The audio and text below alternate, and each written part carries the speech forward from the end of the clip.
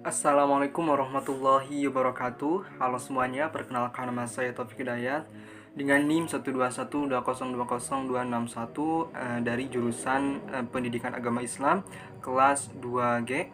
Di sini saya akan mempresentasikan hasil resume materi saya pada mata kuliah landasan pendidikan, yaitu mengenai konsep demokrasi pendidikan.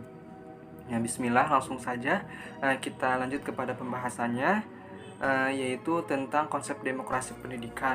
Nah, seperti yang kita tahu bahwa demokrasi itu merupakan gagasan atau pandangan hidup yang mengutamakan persamaan hak dan kewajiban serta perlakuan yang sama bagi semua warga negara. Dalam dunia pendidikan, demokrasi ditunjukkan dengan pemusatan perhatian serta usaha pada si anak dalam keadaan sewajarnya, yaitu intelijensi, kesehatan, keadaan sosial, dan sebagainya.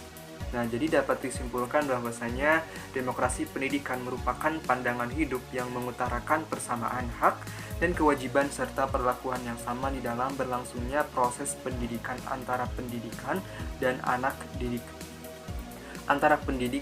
didik, serta juga dengan pengelola pendidikan. Nah, pelaksanaan demokrasi pendidikan di Indonesia pada dasarnya telah dikembangkan sedemikian rupa dengan menganut dan mengembangkan asas demokrasi dalam pendidikannya, terutama setelah diproklamirkannya kemerdekaan hingga sekarang. Pelaksanaan tersebut telah diatur dalam perundang-undangan yang berlaku di Indonesia, yaitu diantaranya Pasal 31 Undang-Undang Dasar 1945 dan Undang-Undang Dasar Nomor 2 Tahun 1989 tentang Sistem Pendidikan Nasional.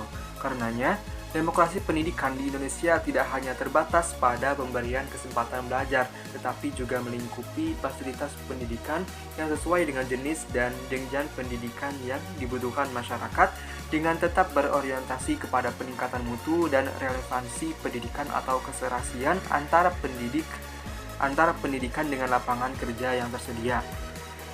Bila mana pengembangan demokrasi pendidikan yang akan dikembangkan berorientasi pada cita-cita dan nilai demokrasi, berarti akan selalu memperhatikan beberapa prinsip seperti menjunjung tinggi harkat dan martabat manusia sesuai dengan nilai-nilai luhurnya, menghormati dan melindungi hak asasi manusia yang bermartabat dan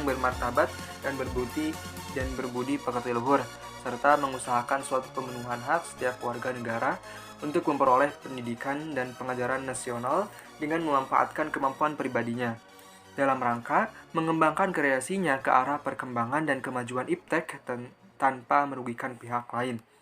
Dalam kegiatan demokrasi tentunya dibutuhkan sosok pemimpin yang dimana pemimpin ini haruslah mempunyai kemampuan untuk memandu dan mempengaruhi seseorang maupun sekelompok orang.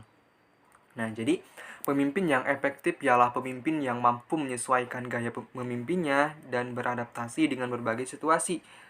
Kepemimpinan demokrasi pendidikan juga dikenal dengan istilah kepemimpinan partisipasif, yang dimana jenis kepemimpinannya anggota kelompok mengambil peran yang turut andil dalam proses pengambilan keputusan. Setiap orang diberi kesempatan untuk berpartisipasi, bertukar ide secara bebas, dan didorong agar aktif dalam diskusi. Tipe kepemimpinan demokrasi pendidikan merupakan tipe kepemimpinan yang dimana pemimpinnya ikut berbaur di tengah anggota-anggota kelompoknya. Setiap anggota akan turut serta dalam setiap kegiatan seperti halnya perencanaan, penyelenggaraan, pengawasan, dan penilaian. Hal ini dilakukan agar para anggota dapat bertanggung jawab atas tugas yang diembannya. Mungkin sekian pemaparan materi dari saya, kurang lebihnya mohon maaf. Wabillahi taufiq wal hidayah. Assalamualaikum warahmatullahi wabarakatuh.